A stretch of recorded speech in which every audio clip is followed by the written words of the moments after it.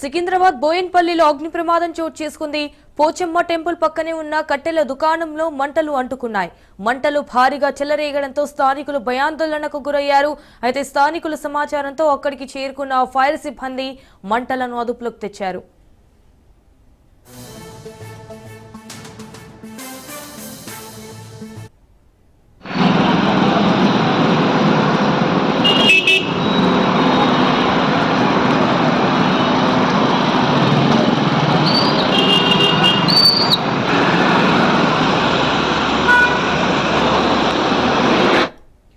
ఇటు సికింద్రాబాద్ బోయన్పల్లిలో అగ్ని ప్రమాదం చోటు చేసుకుంది.